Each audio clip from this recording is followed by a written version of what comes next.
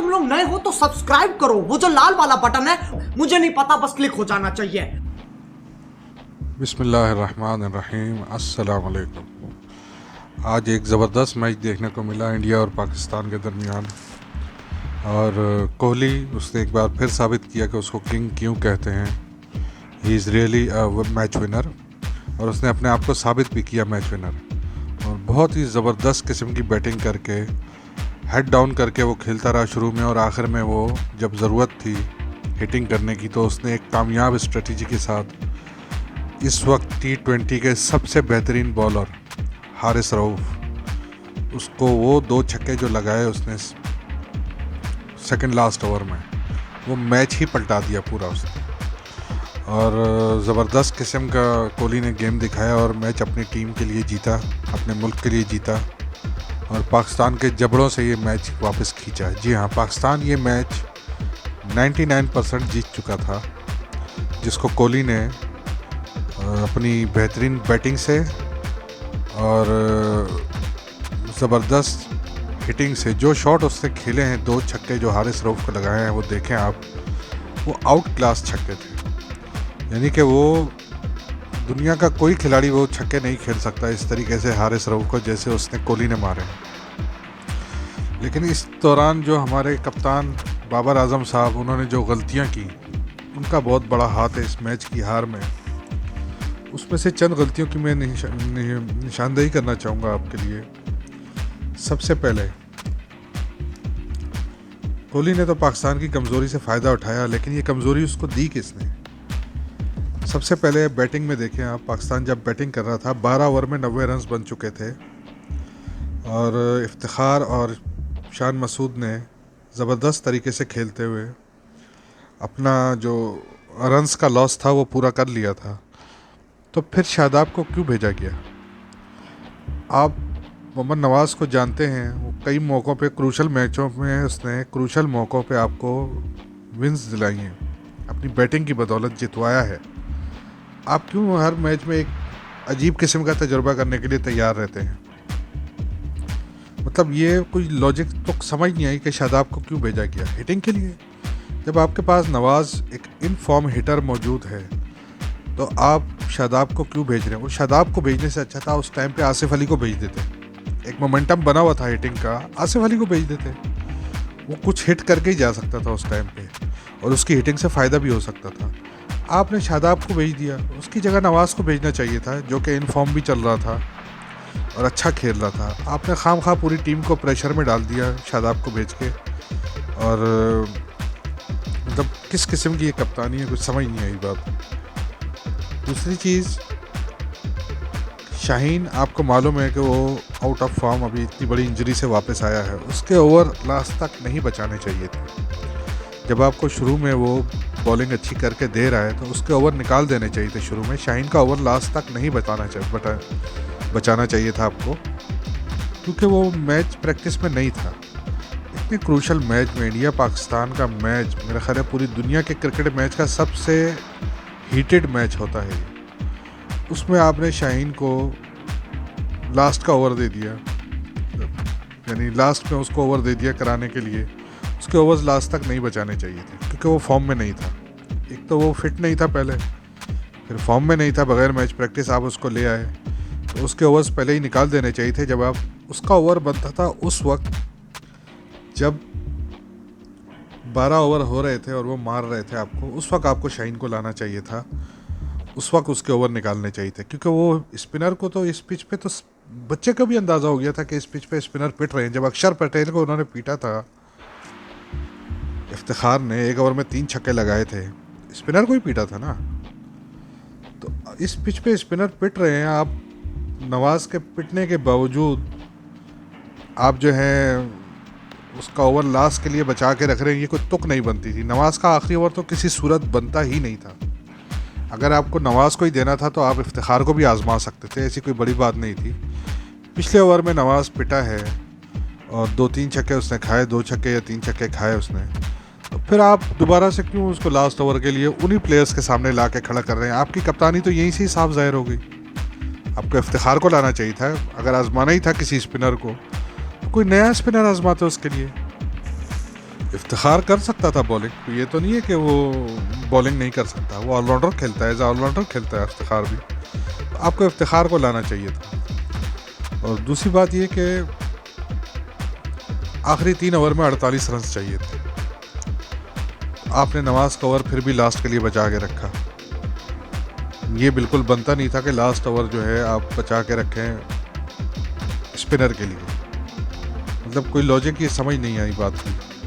तो बाबर साहब आपकी कप्तानी पे बहुत बड़े बड़े सवाल हैं, कोई तुक नहीं बनती, आपके जो फैसले हैं वो किस तरफ जा रहे होते हैं, बस आप एक तरह का तुक्का ही लग रहा होता है कि बस लग गया तो तीर, नहीं तो तुक्का, बस वही हिसाब है आपकी कप्तानी का।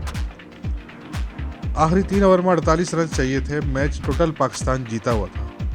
वो मैच आपने हरवाया है पाकिस्तान को अपनी नाकिस कप्तानी की बदौलत। जी हाँ, ये आपकी नाकिस कप्तानी थी जो पाकिस्तान मैच हार गया। आप 10 मैच किसी दूसरे खिलाड़ी को दे दें, आखिरी 3 ओवर में 48 रन नहीं बना सकेंगे। तो आप किस तरीके की कप्तानी करते हैं, आप समझ नहीं आ रही कोई बात की। बैटिंग में आप प्रेशर में खेल रहे हैं, पहली बॉल ही आप इतना ढीले खेले, उस पर LBW हुए, इन साइड की बॉल जो सीधा भी आप अगर उसको खेलते तो निकल ही जानी थी कहीं ना कहीं, वो भी आपसे खेली नहीं जा रही प्रेशर में।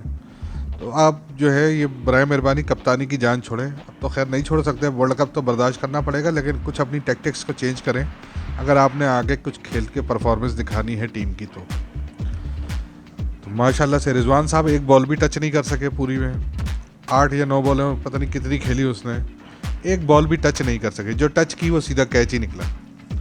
तो माशाल्लाह से ये क्या किस तरीक़े का खेल रहे हैं कुछ मालूम नहीं चलता इनका।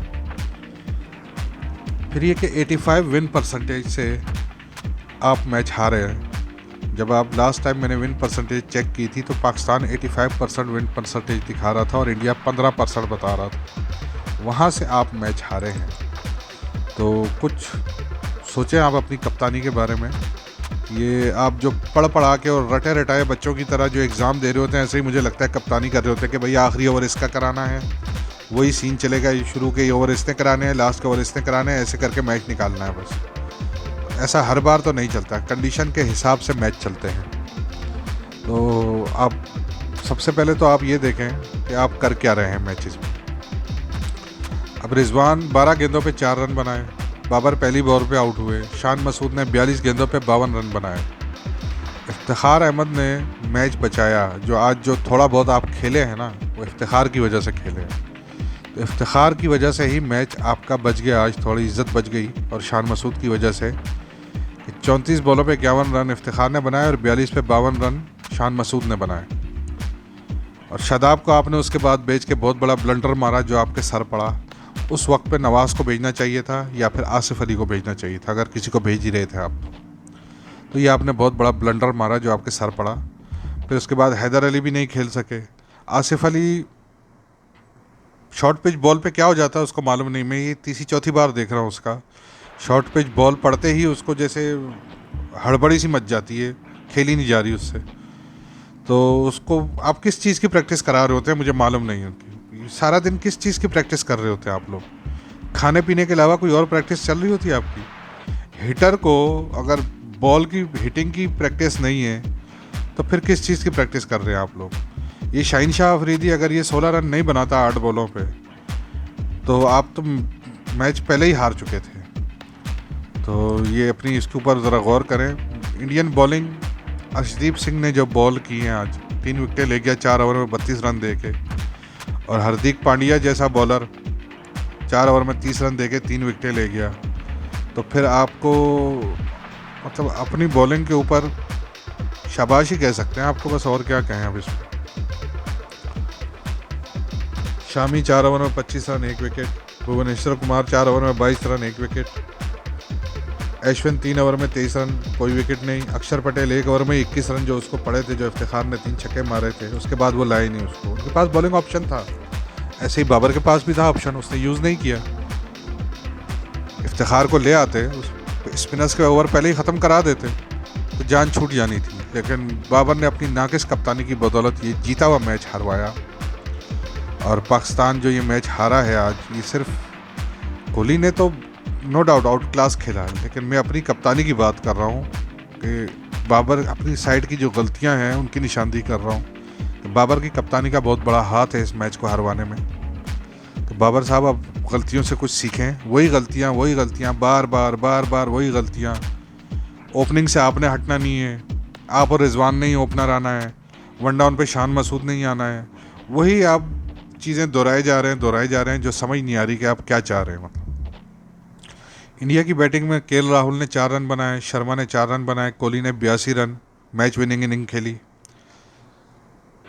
मेरा ख्याल 40 बॉलों पे 50 रन किए थे शायद कोहली ने, और फिर 53 बॉलों पे 82, यानी 32 रन बनाए हैं 13 बॉलों पे सिर्फ। सूर्या कुमार यादव 15 रन 10 बॉलों पे, अक्षर पटेल 2 रन, पांड्या ने 40 रन बनाए 37 बॉलों पे। पांड्या से हिट लग नहीं रही थी आज, लेकिन मैच विनिंग पार्टनरशिप दे गए बहरहाल वो।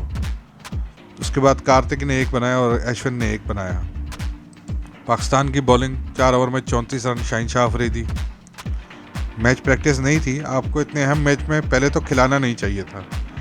खिला रहे थे तो उनको ओवर आखिर तक बचाना नहीं चाहिए था। नसीम शाह 4 ओवर में 23 रन, हारिस रऊफ 4 ओवर में 36 रन।